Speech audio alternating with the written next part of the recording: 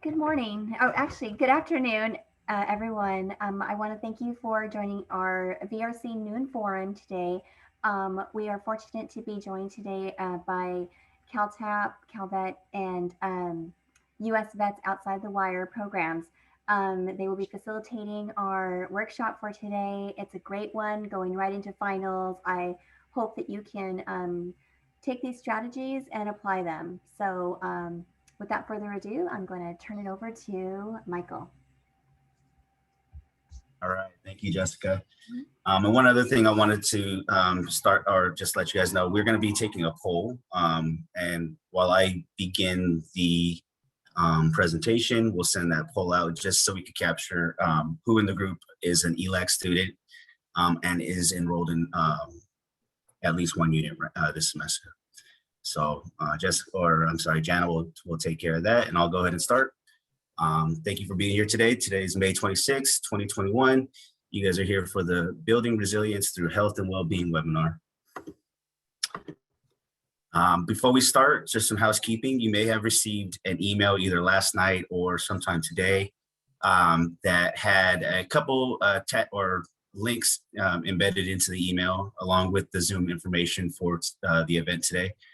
Those links were a PDF copy of the California Veterans Resource Book. There was a link map, a PDF copy of the link map, which we'll talk about in a little bit. And then there was also instructions on how to use the chat. When it comes to the chat and when it comes to your questions for the presenters today, we're asking that you direct all of them to the CalTAP's question individual. And what we'll do with those is we'll use those to facilitate the questions and answers portion at the very end of the event. This is just what that PDF copy of the chat instructions look like. Feel free to take a picture of this if you're not familiar with Zoom, or check out your email and you could download this to your computer. All right, so I'm going to do a quick CalTAP overview. My name is Michael Cisneros. I'm a CalTAP training coordinator. I've been with Calvet for a little more than a year now, about a year and a half. A little bit about me. I separated from the Air Force back in 2007, and I went right back to school in 2008. I worked within a community college school district here in Sacramento for about 7 years. And I also utilized my GI benefits, my education benefits to obtain a bachelor's and a master's degree. So love doing what I'm doing. I love the fact that I'm helping out veterans. And if you have any questions, feel free to reach out to me at the end, and definitely I can answer those for you.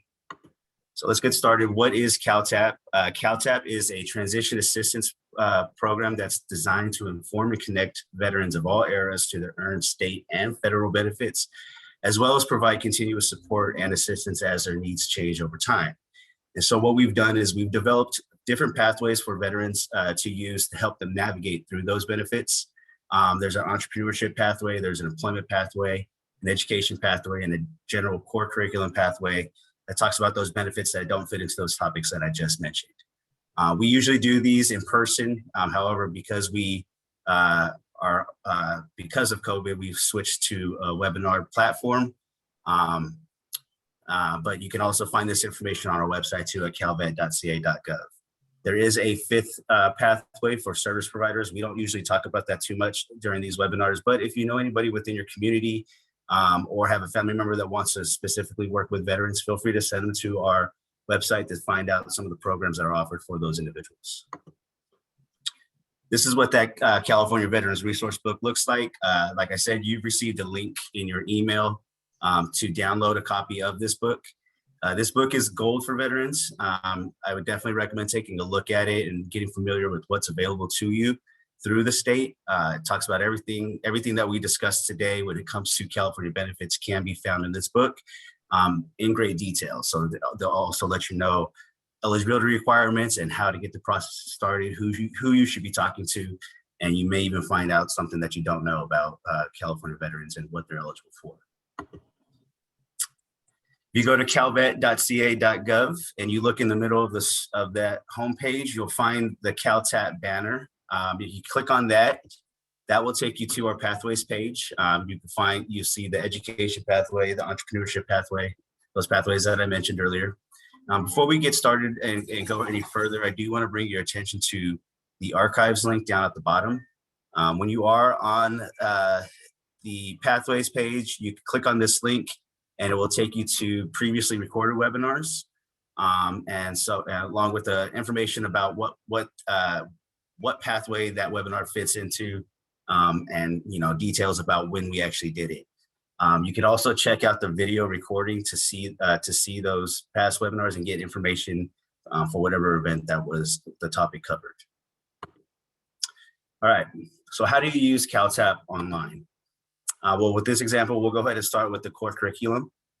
You click on that pathway, you're taken to a modules page that looks like this. Every pathway has a set of modules that are included in the pathway.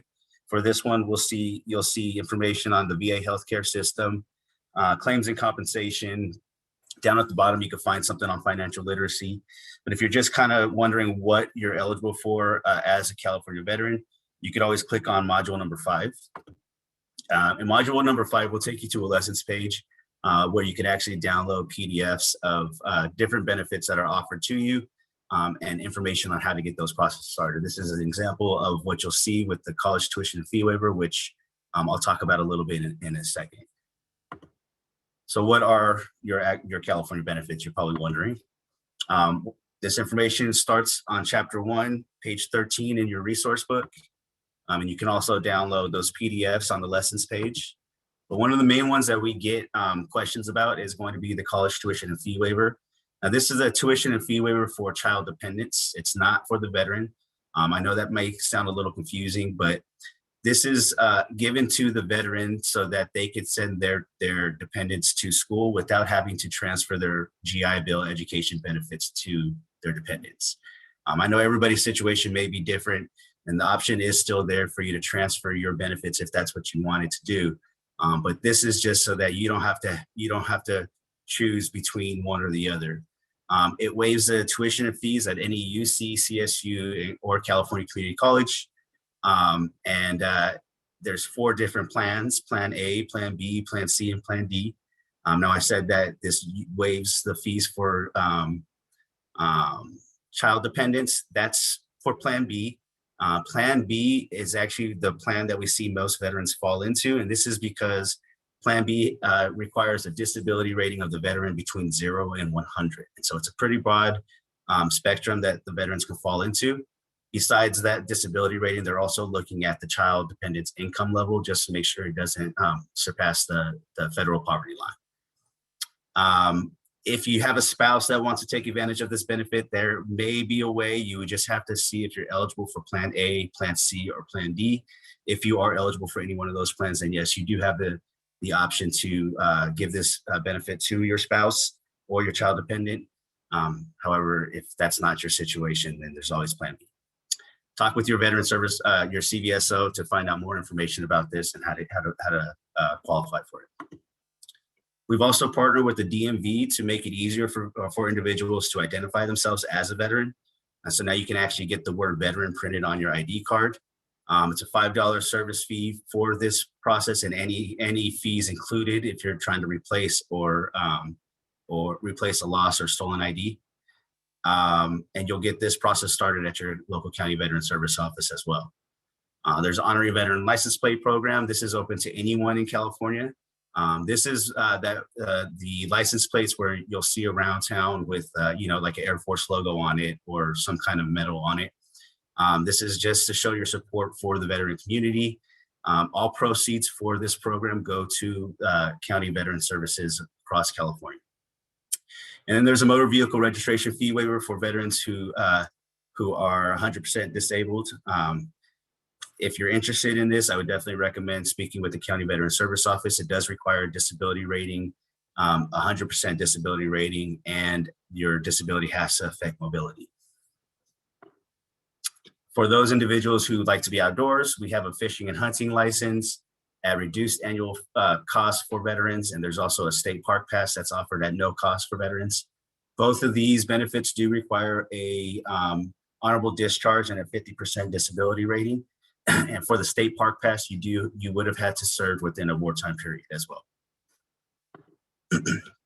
Tax programs, we do have tax programs for veterans who want to open up a business or who are disabled.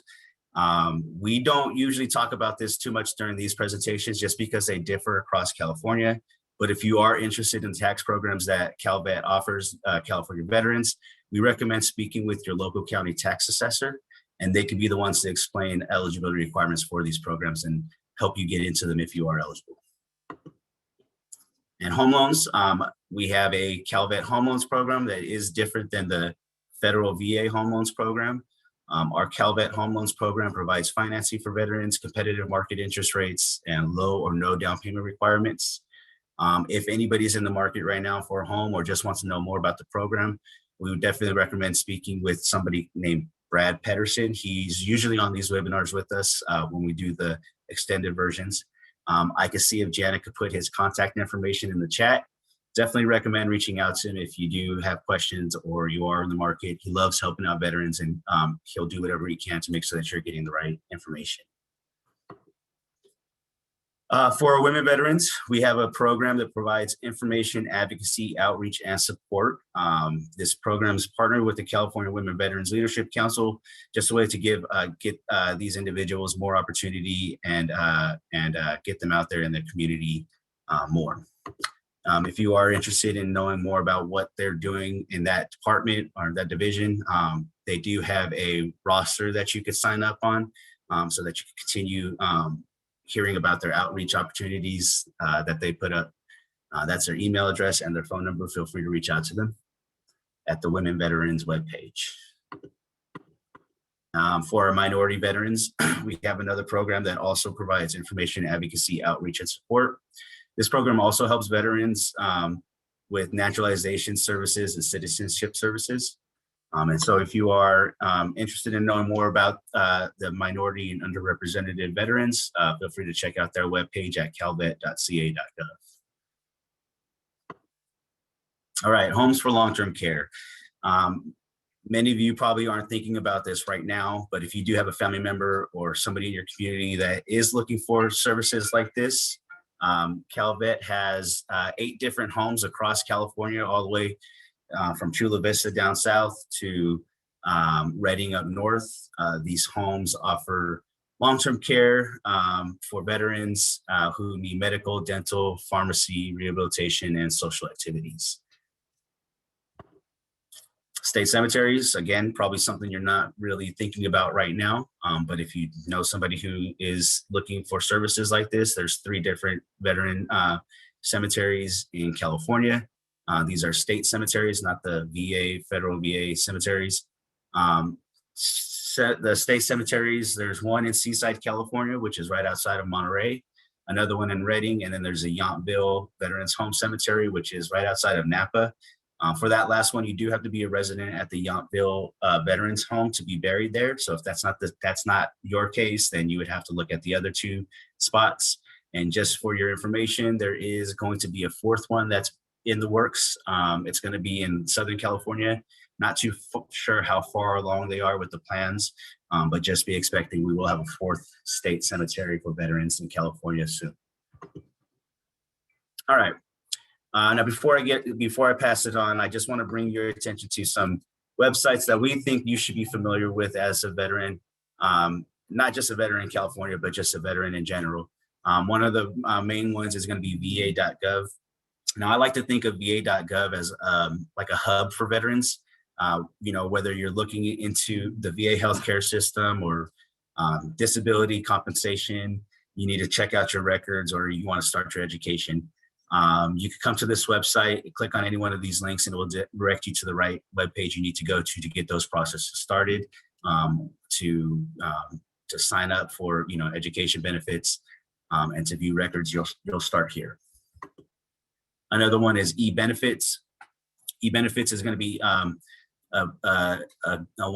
website you'll go to if you are taking advantage of, let's say like disability compensation or education benefits. With this website, you can check out, whether or not, they're sending out money to you, how much they're sending out. Just for example, when I was a student, I was checking this website out once a semester. and once every month, once a semester to figure out if they certified my classes or not, and once every month to figure out if they sent out my VAH check. So this is a website where you'll go to get that information, just so you can be on top of what's going on. And you could also start the VA or the processes of applying for compensation or education benefits on this website as well. And finally, there's My Healthy Vet. I like this website, especially for those of you who are taking advantage of the VA healthcare system. You could come to this website to communicate with your primary care physician. You could create appointments with them, check out your health records, and also refill prescriptions. Okay, so that was just a quick little overview of the CalTAP program. Like I said, definitely check out that California Veterans Resource Book. Everything that we discussed in this first part of the webinar is there in that book, and there's a lot more that you should be familiar with and be aware of because of your time in service.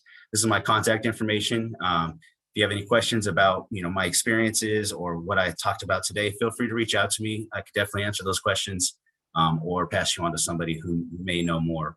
And also like us on Facebook. So I'm going to go ahead now and pass it on to Anthony Rodriguez.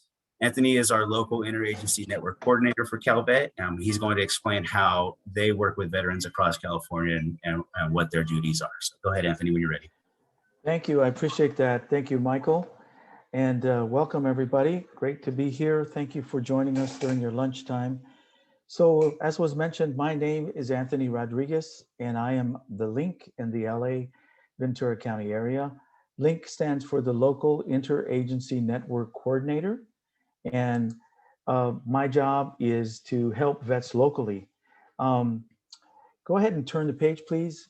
I just want to comment that I've been at this job almost 5 years, and I've never seen another position like the one that I have by any veteran agency, be it public or nonprofit service provider. And basically what we do is there's 8 of us statewide. And as you can see on this map that the whole state is covered. My area is the turquoise toward the bottom there, that is Los Angeles and Ventura County. I have responsibility for somewhere between 250 and 300,000 veterans who live in that area. All of the other areas, the green is San Diego and Imperial Valley. The red is kind of Inland Empire going north along the border. Central Valley, Central Coast, the Bay Area, and Northern California. All of us have somewhere in that area of veterans which we serve. So you can tell that there's a lot of vets in the area we're going to serve. But what makes our job unique is that we're asked really to be experts in local services. That is the services provided by us, the state, but also in the services provided by others, be it federal, county, city, nonprofit, and what have you. If you're interested in getting service from any other portion, any other part of the state, or you have friends in another part of the state, I would refer you to this page. And I believe it was a part of the package that was sent to you prior to this presentation, this webinar. Next page, please. Now, as I mentioned, my job is outreach, and I do outreach to veterans, soon-to-be veterans. Those are military members who are going through separation, in the process of separation, at a couple of bases here in LA County. I do work with veterans like yourself, those who have gotten out and their families. Additionally, I work with reservists and National Guard members, talking to each of them about the benefits and services that they and their families are eligible for. I directly make referrals to agencies, and I'm a part of a large number of groups, collaboratives, meetings. I'm on a lot of committees, and I really get to know them and what they do. So if you were to call me or email me about a particular benefit or service, I would be able to give you a direct phone number in most cases, or someone that I know, rather than an 800 number. And also, being that my background is as a Marine, I feel like I owe it to you to tell you the truth. So sometimes I'll tell you I don't know the answer, or sometimes I'll tell you, I haven't heard good things about an agency, or I have heard good things about an agency. So in that way, hopefully it helps you out. Additionally, I help with the local emergencies that occur in California. I'm a part of the State Office of Emergency Services, And should there be a natural disaster or fire, I'm called forward. And my particular area where I provide care would be for veterans and their families. And I mentioned providing local leadership with local communities. Next page. So knowing a lot of the agencies that are around, I know a number of agencies that help specifically only with employment. AJCC is one of those that does it on the public side, but they have contracted individuals. EDD, I know a lot of people as well. I work quite a bit with the County Veteran Service Office. The County Veteran Service Office works with us. We train them on how to do service-connected disability claims, VA claims. And LA County happens to have the largest number of representatives in the state. As well, work with healthcare, like really good groups like US Vets, which is about to come on, and others who provide great care as well. So if I can help you, if you have a question, please give me a call and I'd be happy to do so. Next page. Finally, this is my contact information. That is my cell number, my work cell, and my email address. As I mentioned, if I can help you or if you have questions, you can email me and I'd be more than happy to help you out. So I'll turn it back over to Mike. Thank you, Michael. Thank you very much. And let me know how I can help you. All right. Thanks, Anthony. You got it. I'm going to go ahead and pass it on now to Michelle Fuentes. She's with US Vets outside the wire, and she's going to explain how they help out veterans with case management processing. So go ahead, Michelle, when you're ready. Thank you so much. Hello, everybody. I'm honored to be here today. My name is Michelle Fuentes, and I am a case manager with US Vets Outside the Wire program in Orange County. We do have an Outside the Wire program as well in LA. Next slide, please. Oh, I'm sorry. I just wanted you to take note of our 888 number. If you need any assistance or you have any questions for me, you can reach me at my email, mfuentes@usvets.org, or you can call the 800 number as well to reach me. Okay, next page, thank you. So what is care coordination through case management? It's a process to plan, seek, and advocate for and monitor services from different social services or healthcare organizations and staff on behalf of a veteran client. So veterans are provided with wraparound services based on their individual needs. Services include, but are not limited to, childcare, transportation assistance, legal services, moving costs, rent, security and utility deposits, payments, shelter and hotel vouchers, emergency purchases, automotive repair, financial security assistance, VA benefits, SSI or SSDI, disability, and employment. Next slide, please. So the areas that we serve and the eligibility requirements vary based on where you are. The Outside the Wire serves Los Angeles County. We are located in 8 community college campuses, and our staff is at the Veteran Resource Centers. In Orange County, we also serve 7 community college campuses, and we are there at the Veteran Resource Center as well. So some of the eligibilities requirements vary, but they do require a DD-214, and we also do help provide services for any military veteran that has been dishonorably discharged. There are programs out there that help for rapid rehousing. And for the rapid rehousing part, you must literally be homeless, which means you are in a location not meant for human habitation, shelter, or a hotel that is paid for someone other than yourself, in a vehicle or on the streets. You have very low income or no income. And again, these requirements vary from agency to agency. Next slide, please. So documents needed for our intake and assessment is, of course, a photo identification. It could be a regular ID or a military ID or driver's license. Your social security card, again, the DD-214. Some Agencies do require proof of income in the event that you're looking for housing assistance or utility assistance. Landlord agreements or lease if you need help paying back pay for rent. Utility bills, rent receipts, if you have an eviction notice, they do require that for housing assistance or rental assistance. And we do financial security assistance as well. And again, these would vary depending on the service and the agency. Next slide, please.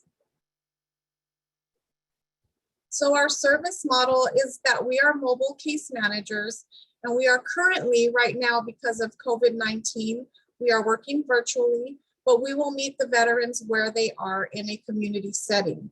So we do street level outreach in some cases. I've had to meet clients to drop off a phone. We do have phones and laptop assistance if needed.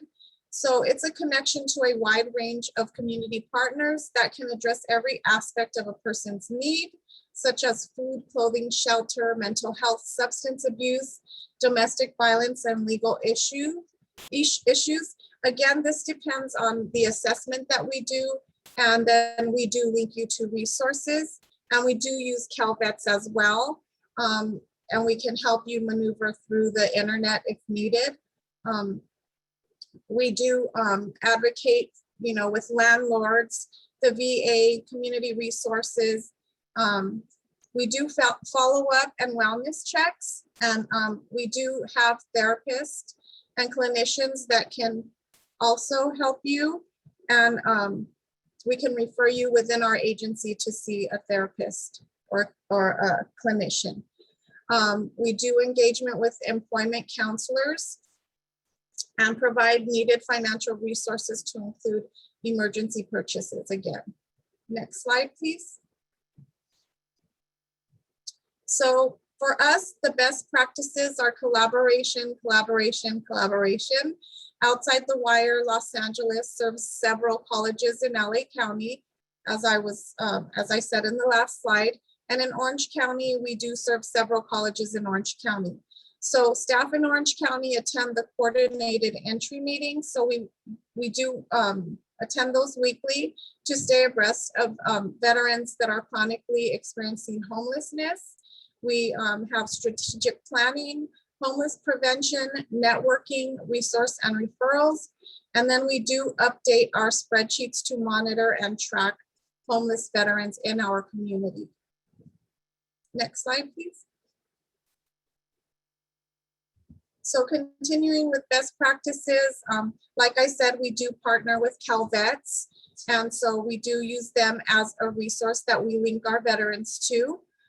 We do work with HUD-VASH, Volunteers of America, and many other community agencies. Like I said, we assess and then we link to resources. So we do partner with VA case managers, and our coordinated assessment model is a no wrong door approach, where homeless individuals can enter through any agency and be referred for appropriate assistance. My boss, Dr. Miata Snetter, she is the Director of Clinical Services for Orange County and LA Outside the Wire, and she is involved in a lot of different collaborative meetings. So she does stay abreast of everything that we need to do for vets in our community. Next slide, please. So the challenges, of course, right now is COVID-19 has put a damper in a lot of the services that we could provide because of a lack of affordable housing. And a lot of our funding has been used for other basic needs assistance. I know a lot of new funds are coming in now that everything is starting to open back up, so we will have more money for emergency housing. Shelter space has been very limited through the COVID situation. And landlords, of course, have tightened requirements and have changed market rate rents for the most part. They now require an individual to have triple the amount of income for rent. Sustaining veterans in housing once they are placed, and jobs that pay a living wage. Due to COVID-19, we have lost a lot of available opportunities. And then we also have a lot of veterans that are suffering with poor credit history. Next slide, please. So benefits to our veterans. Serving the veterans in both programs keeps the veteran positively engaged in improving their situation. They have a case manager working with them at all times.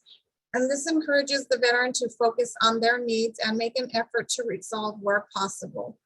Due to the monitoring requirements of veterans, veterans are aware that their progress will be followed for a period of time, and they are also made aware that case managers are available to them as needed. Case managers are the link that helps the veteran access services, to include counseling services within our agency. Next slide, please. So in conclusion, our mission here at US Vets is to end veteran homeless in the United States. The streets are simply no place for veterans, no place for the many men and women who have volunteered, giving of themselves and their youth to protect our great freedoms. We believe all veterans deserve every opportunity to live with dignity and independence, and it is our duty at US Vets to deliver on our promise to always serve those who have served. Although we use the Housing First model, we ensure that the veterans have resources or access to resources to help them to sustain their housing, as well as access to basic needs assistance. Ending veteran homelessness is our goal, and ensuring the veterans receive support and sustain is our mission. Next slide, please. Again, here is my contact information. US Vets Outside the Wire Program OC. We do help, we do not turn away any veteran.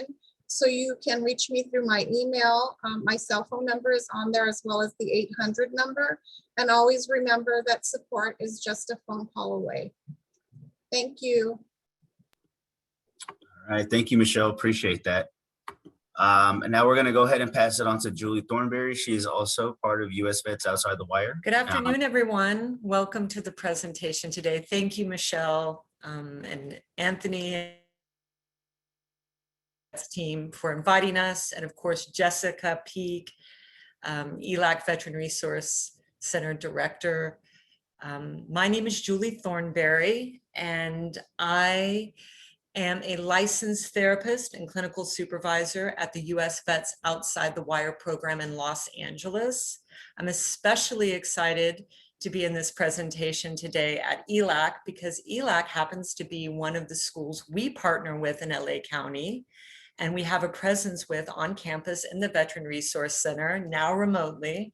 So this is a special opportunity to reach out to the student veterans to let you know that we're here for you. So today's presentation is actually going to be looking at a topic that, when I was trying to think of things that might be helpful for student veterans or just veterans or anyone right now in terms of mental health, especially during these trying times during COVID, but could also be useful afterwards, unhelpful thoughts really came to mind.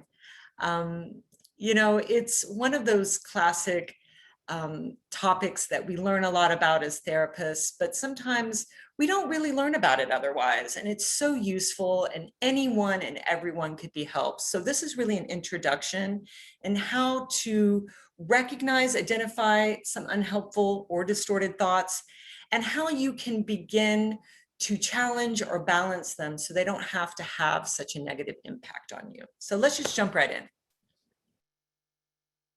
So today's presentation objectives, first of all, we just want to learn how our thoughts impact our feelings and our behaviors. So what we do, you know, they're called the cognitive triangle, and really it's just how they all interact. So we're going to go a little bit into that as an introduction.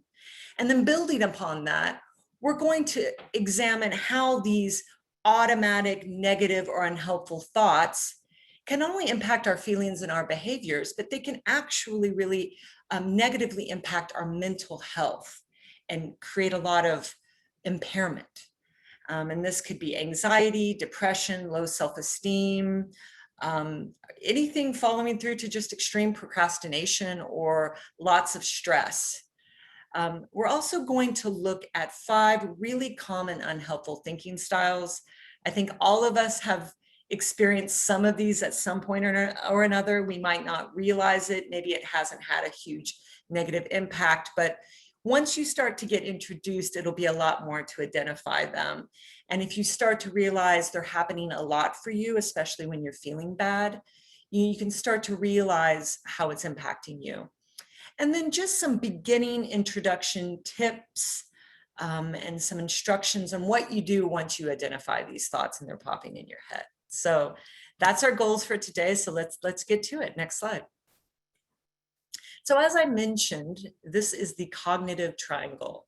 So this is just a visual representation of how thoughts and feelings and behaviors all interact. But for the purposes of this presentation, we're really looking at where it starts with those thoughts. A lot of them are just those automatic thoughts that pop in our head. And they're so common, sometimes we're not even aware of them. So an example might be a thought pops in your head, nothing I do matters. Well, then that thought could create a feeling, which is to be hopeless, sad, feel despair, feel down on yourself. And then if you feel down on yourself and hopeless, well, this could impact your behavior. You might not start a project at school. You might isolate and just get caught in your head with all of these thoughts and feeling worse and worse and isolating more and more, which could make you not feel good or could put you behind and give you lower grades, which of course aren't going to make you feel good. And then that's going to feed right back and reinforce those thoughts. So they all connect. So just if you take nothing else away from this presentation, but recognizing how these all influence each other, you're going to be ahead of a lot of people. So next slide, please. So this slide goes a little bit more into what I was referring to in terms of how these unhelpful automatic thoughts can start to impact our mental health, or just really our worldview, our reality even. So our mind is always going, the brain is so powerful. It's always having so many thoughts that are just automatic. It's almost like autopilot. And many of these automatic thoughts help us get through our day and learn things that we need. But sometimes when it takes these shortcuts and we're having these automatic thoughts, it can occasionally become biased to the negative. And then this is when it can become problematic. Particularly when we're not aware of them or even realize that we have some impact on how we react to them and realize that sometimes they're not even entirely true and maybe even completely not true. So there's a ton of evidence behind this. I mean, really this whole type of theoretical orientation is called cognitive behavioral therapy, or CBT. You might hear a little bit about this. It's a really common and popular therapeutic intervention or technique. It has tons of research and evidence behind it. It was really developed by a psychologist named Aaron Beck, and he started to find through his research that people who have chronic depression and other types of mental health issues, he started to notice that they all had something in common. Now, many of them had trauma, many of them maybe difficult childhoods or difficult situations, which can impact anybody and impact mood clearly. You know, not everything we feel or all of our mental health issues are just from our thoughts. But he found a tendency or a bias with many people with depression, for example, to have this chronic bias in their automatic thinking to be very self-critical or very negative, and how this wasn't helping them. And in fact, it was making things worse and kind of getting them stuck.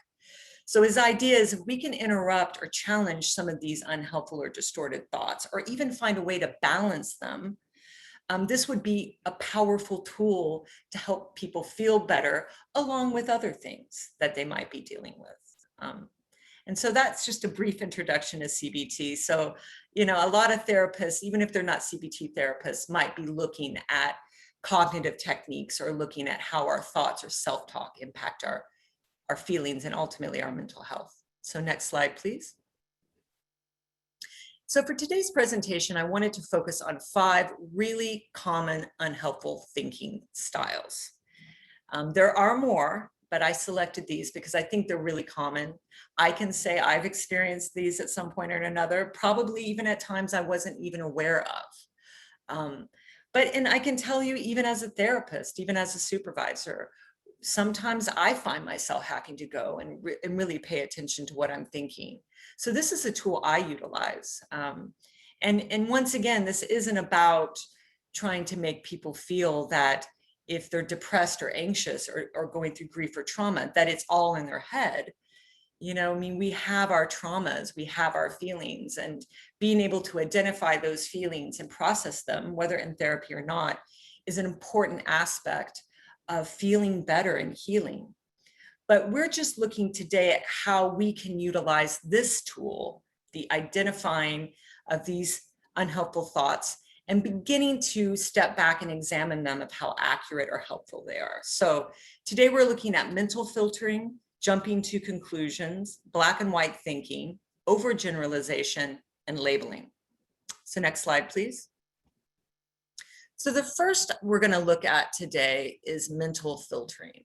So this is the tendency to focus on negative events while neglecting the positives. So of course, good and bad things happen all the time. And sometimes there are more negative things that happen. But if our brain or our thoughts is disproportionately focusing on negative things, it can get very, very unbalanced and make us feel much worse than we need to. So next slide, please. So mental filtering, once again, is noticing our failures, but not seeing our successes. So only paying attention, for example, of negative feedback from a teacher or supervisor and ignoring the positive, right? I mean, we've all been there. When you do a presentation or you do a project, we will fixate on the one place we perceived we messed up or we got negative feedback, and our brain will loop on that and focus it. But in the meantime, all the things that went smoothly or that we did well or the positive feedback just kind of goes to the wayside, right? I mean, we've all had a little bit of that. So another example might be noticing what we got wrong on a test and not giving ourselves credit for what we got right. Only focusing on those negatives, more self-critical types of thoughts that are just popping in our head and they're going unchallenged. So another example might be focusing on the challenges of remote learning or work and not acknowledging the benefits. I mean, we're all far enough along in this process to realize there's been good and bad. I mean, it's been stressful and difficult transition for many student veterans or just veterans in general in the workplace with our families and kids at home, but there have been some benefits. And if we don't examine that balance, such as, hey, maybe we don't have to commute as much, not as much time in the car, maybe getting more time with our family. So it's just really dwelling on our failures and our challenges and forgetting or overlooking or discounting our successes and our achievements, fixating on our weaknesses and ignoring our strengths. So when we start to notice a pattern of this type of thinking, it's really helpful, just to acknowledge it. Wow, this is happening. It's automatically happening. And then stepping back and going, is this really the whole story?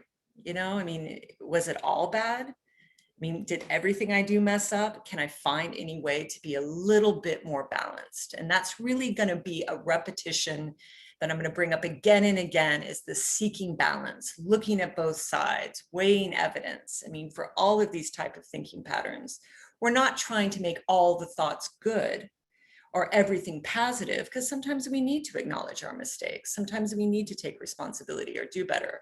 This is really just when it's disproportionately negative to the point we really notice it's triggering us. So next slide, please. So the next unhelpful thinking style is called jumping to conclusions. So this is the tendency to make irrational assumptions about people and circumstances. So we're getting one bit of evidence and we're jumping to a conclusion. So let's go to the next slide, please. So jumping to conclusions are often found with the tendency to mind read or fortune tell, and so this happens a lot. I know even with my own clients, I find this coming up again and again. So mind reading and fortune telling are the most common types of jumping to conclusions. So mind reading is imagining we know what others are thinking or feeling.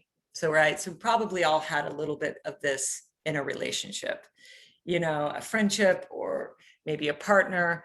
they're kind of removed, they're not smiling, they're not interacting, we might mind read that they're upset at us or that they don't like us.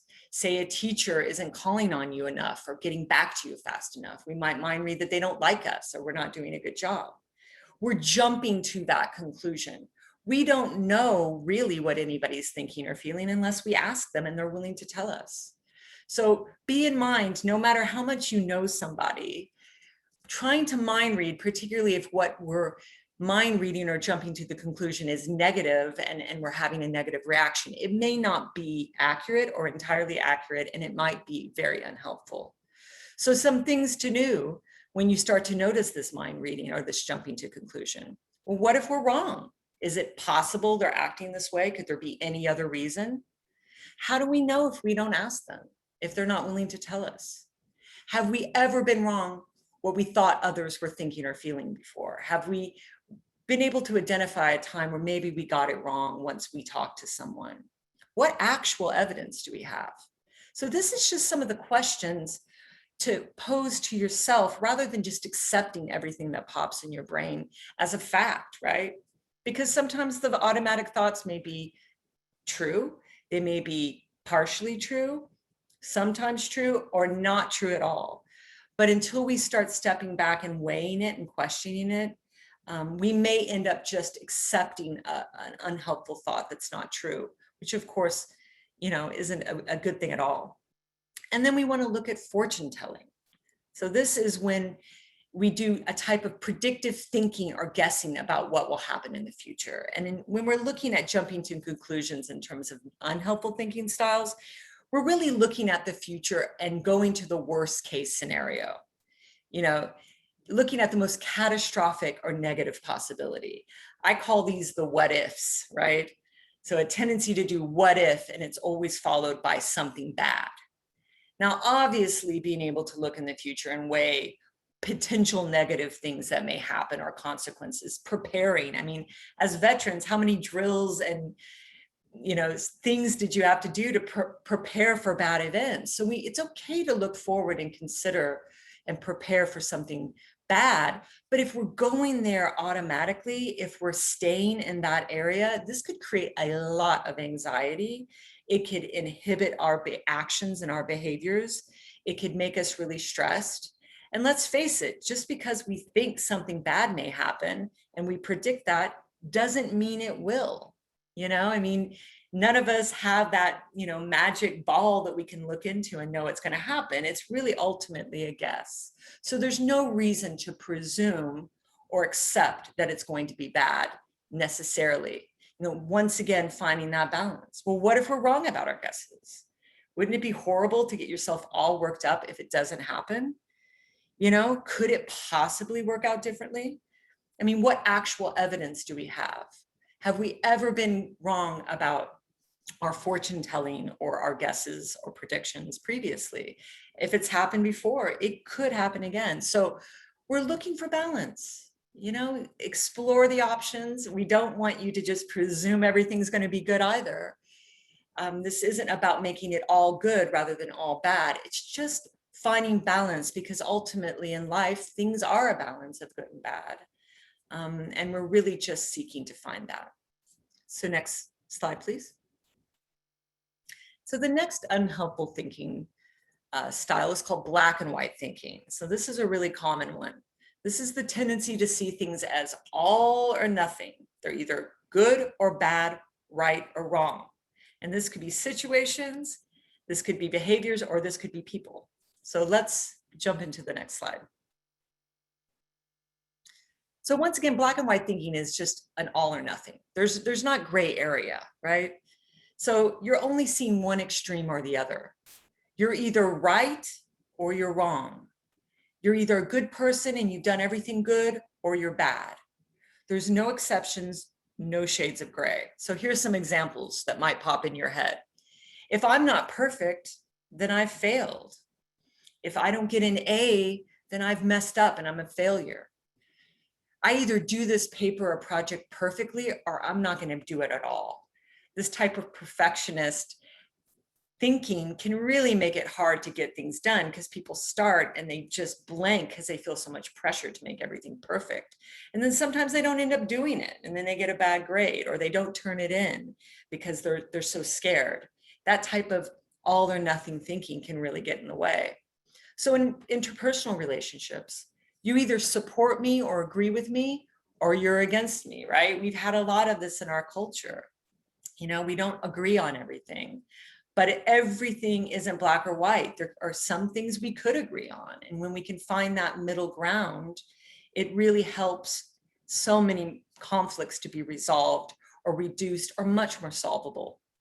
You either love me or you hate me, you know? So you either love me and can show me love the way I need to be shown, or you don't love me, right? It's all or nothing.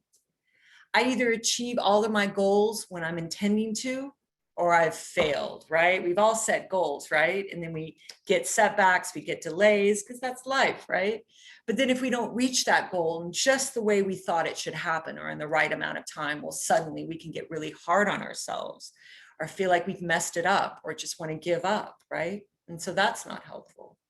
So once again, you're probably going to get sick of me saying this. You really want to step back once you've identified this thinking pattern and it triggering you, and look for the exceptions, look for the balance. You know, what's the evidence for it? What's the evidence against it? Is perfection realistic? Can we do everything right all the time? You know, what is the gray area? And this really is going to involve just being a little compassionate and realistic, because, you know, pandemic or not, there are a lot of challenges. There are a lot of things we can't control. Nobody can do everything right. You know, so if we're too hard on ourselves or too black and white, it can really work against not only our self-esteem, but our mental health. And ultimately, it can impair our functioning. So next slide, please. The next unhelpful thinking style is overgeneralization. So the tendencies to make broad generalizations based on a single event and minimal evidence. So let's look into more about overgeneralization on the next slide, please. So with overgeneralization or overgeneralizing, you're going to find a lot of your thoughts or statements are going to have words like always, never, nothing, no one, everything. These are words that are very extreme, right? So 100% of the time, right? So they're pretty extreme words, right? So overgeneralizing is seeing a pattern based on a single event or being overly broad in the conclusions we draw. Common use of words such as always, never, nothing, no one, and everything. So some examples are, I always mess things up. Nothing ever works out for me. I always fail at everything. Everyone understands but me. No one cares about me. So we've probably all had a few of these pop in our brain, particularly when things don't go our way. Maybe we're rejected, we're disappointed, we're feeling frustrated. And a little bit of this as a reaction here and there isn't a big deal. This is just problematic when it becomes automatic to the point that you're actually developing pathways in your brain for this type of thinking, where it becomes easier and easier for these thoughts to pop in your head, to not even recognize it, just accept them as facts, bring them into your worldview and your reality, and incorporate them into your thinking and your feelings and who you are and what you do. It's very rare to say someone always messes up or fails at everything. I mean, usually we can quickly, you know, shoot that down as soon as we ask, well, really, have you ever not failed at something? You know, can you come up with any exceptions? You know, does everyone reject you? Is there no one that loves or cares about you? So as soon as you can find these exceptions, you'll start to realize these thoughts are not only not true, but they're very unhelpful. And if they're making you feel bad and you notice they're triggering you, you can really push back on them quite easily. So next slide, please. And labeling, the tendency to make global statements about yourself or others based upon situation-specific behavior, right? So we've all done this as humans. Humans label. This is part of how we think and understand things, but sometimes it's not helpful. So let's go to the next slide, please. So labeling is assigning labels to ourselves and other people. And sometimes, like I said, it can be very, innocent. It can be helpful even, especially when we label something we're trying to understand or learn. But when we're thinking of it as an unhelpful thinking style, it's assigning an unhelpful or distorted label to ourselves and other people. Maybe a completely inaccurate or partially inaccurate label. So examples might be, because I failed a test, I am a failure. It's not just, hey, I messed up on a test, I can do better later. Suddenly your label for yourself is failure. Because there's a setback, I'm cursed or unlucky. Things don't always go right. We make mistakes. There are things outside of our control. We can try again. You can feel bad about it. It's okay. But if you label yourself as cursed or unlucky, it's probably not accurate and certainly not helpful.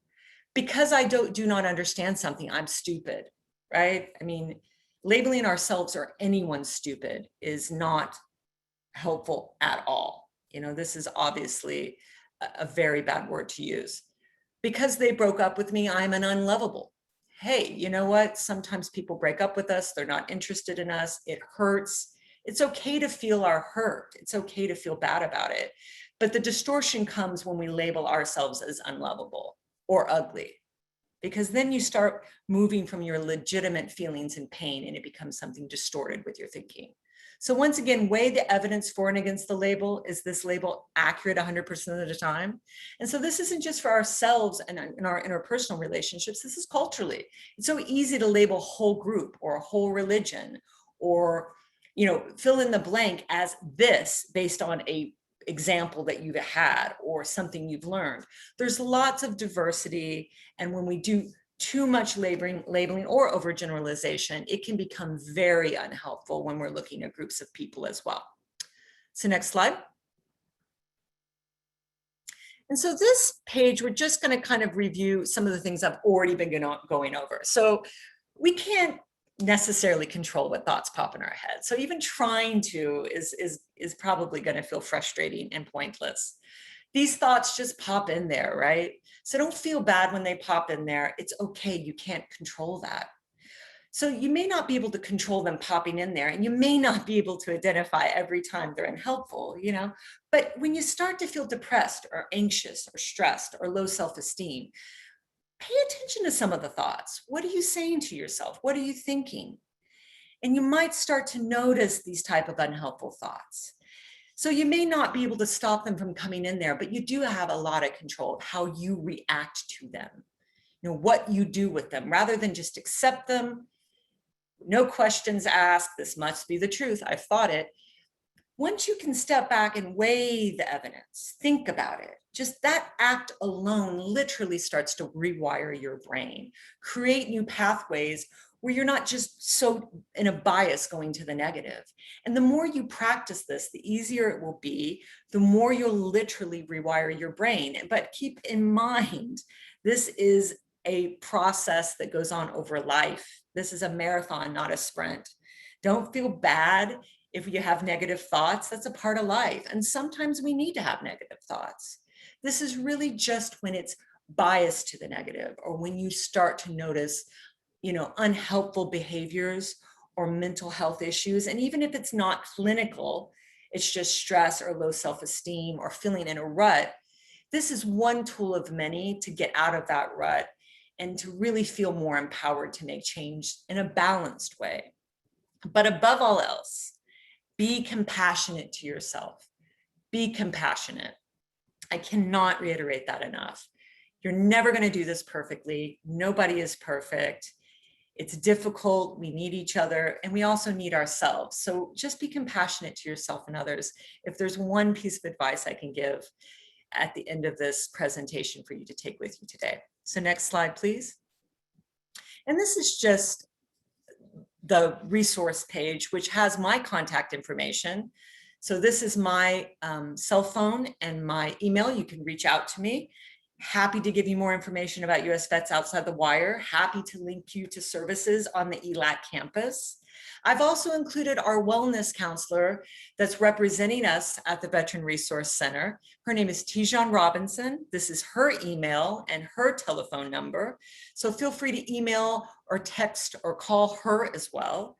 Both of us are happy to help direct you in any way, whether it be mental health, counseling, or case management, or any other program that's in the US Vets family.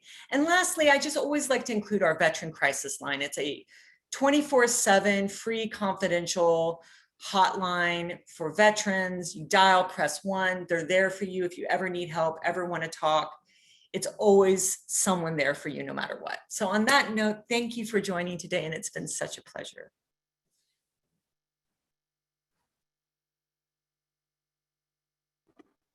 All right. Thank you, Julie. Appreciate that. All right. We're going to go ahead and move on to the questions and answers portion now. I'm going to go ahead and bring Jenna in, and she's going to cover some of the questions that you guys have for some of the presenters today. So go ahead, Jenna, when you're ready. Okay, we actually only got one question in, and as I am asking this, if anyone does have any questions, feel free to put it in the chat. You can just ask it to CalTAP questions. That's what I'm monitoring. But the question that we did have that came in earlier, it was actually, Michael, as you were presenting, it was talking about the college tuition fee waiver. And the person asked, asking specifically about Plan B. Is Plan B only for public universities? Does it apply to private schools? And unfortunately, all the plans, they do only apply to public, so no private, unfortunately. It's all California state funded schools. So your California community colleges, your state schools, and your UCs as well. Yeah, that's pretty much it. I have nothing to add to that. Yeah. So, you know, looks like we don't have any questions at all, but feel free to reach out to Julie or Michelle directly if you guys have questions that you want to ask them directly. You can always reach out to us as well. Yeah, I'll turn things back over to you, Michael, and I'll let you know if we get any more questions in. All right, cool. Thank you. All right. Well, one last thing before we do finish it out today. I just want to bring your attention to some of the upcoming webinars that we have for the month of June. If you look at some of these, they are like the one on the 3rd, that is where we are hosting it with the Riverside Community College District. You don't have to be a student in that district to attend this webinar. If you do want to see what we're talking about when it comes to resources for minority veterans, feel free to go to our registration page and register there. And it will give you the Zoom information on the confirmation email that you receive and attend. That being said, I'd like to make a comment, Michael. Yeah, go ahead. Being that we're on with East LA College, I just want to just commend Jessica and her team. There's 19 community colleges in LA County, and they're one of the better programs in terms of the Veteran Resource Center. And I know that it's crazy times for veteran students. They have one of the better Veteran Resource Centers, and they have a really dedicated staff that is willing to help you out. Now, I just want to mention that you may have questions with, as vets, you know, I think that our military background does not encourage us to talk and share, you know, all the things going on with us. That's not a part of what they do. And when you come out and you work on your own, you know, we often kind of feel like we have to tough it out and figure it out on our own. And I just want to encourage you that you don't always have to do that. I know Michael and I have talked a little bit, and, you know, he had some challenges as I did, and he got some help, and others as well get help. And so just do take advantage of the help wherever you get it, whether it's at an organization like US Vets. But the colleges are really, really good, and they really have some good people that can, you know, help you. And they've probably been through something already or heard of it, you know, if you're going through something. So please take advantage of them, and you don't have to. Sometimes it feels like we're swimming upstream. You don't have to swim upstream by yourself, and take advantage of that. So I'll leave you with that, and anything I can do, or any of the speakers, I'm sure we're all ready to help. Thank you. Thanks, Anthony. Appreciate those words. And I'm sure ELAC does too. But Jenna actually says that we have one more question. So go ahead, Jenna. Yeah, Julie, this may be for you. I don't know if Michelle, you want to jump into, but the question is, what mental health vet services are available to vets exceeding income limits? So all of our services are free. So there's never, ever, ever a charge. We never turn away any veteran. I mean, obviously, Outside the Wire was really developed to work with student veterans. So that's why we partner with, the community colleges such as ELAC. But right now, with remote restrictions being lifted, we've also been working with veterans who are not students, because they don't have to be on the campuses. And some of them aren't even like in Los Angeles. So in terms of Orange County and LA, anybody that wants any mental health services, veterans or family, reach out. We will serve you, or we will find someone that will serve you. We do not turn anyone away. So if you want to reach out to me, you see my email is on the screen. Obviously, Michelle's a case manager, but she can also refer to therapy. Reach out, and happy to help. Wonderful. Julie, I have another couple questions for you. Are there any grief support groups available? So, we do run groups, and actually Tijan has a group, and you could maybe put that in the chat if you're here, Tijan. I know she's been trying to launch, it's not specifically a grief group, but she's been trying to launch a support group at ELAC. And sometimes with the remote times, it's a little hard to get people to show up, but she would be thrilled if it's at ELAC to incorporate grief, or, bring in any sort of need that student veterans have. If you want to reach out to her or me, we can link, and that could be incorporated. We don't specifically right now have a grief group running. We have a Women Vets on Point program in US Vets, specifically for female veterans, and they run a lot of groups, and I would be happy to link if it's a female veteran. But if they want to reach out to us, we can link, and if a grief group needs to be started and there's enough interest, we can make it happen. I did also want to mention, just to comment, to answer that question on the cost of the care. I think the question may be coming from a perspective if the person goes to the federal VA. And the beauty of US Vets is that it's a nonprofit private provider. So they're able to have different requirement for, eligibility. And on the VA side, there can be issues where there's cost.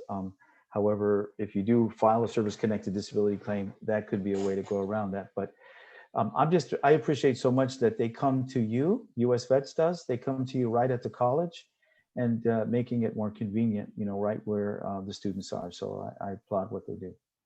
Thank you for that, Anthony. And just to let you know, we help with service connection referrals too. So even if you want to reach out and you want case management or service connection referral, but you're not ready for therapy yet or ever, we're still willing to help you. We screen all of our intakes to see if they're service connected or want to be, and we have a warn handoff system to that. So thank you for that. Yes, we are the largest nonprofit serving veterans, and even though we will refer and coordinate with the VA as much as possible, but we are separate. We are a nonprofit. Thank you for that clarification. All right, thank you so much. And Tijan just sent me her email address, and I just posted it in the group for anyone that wants to reach out to her.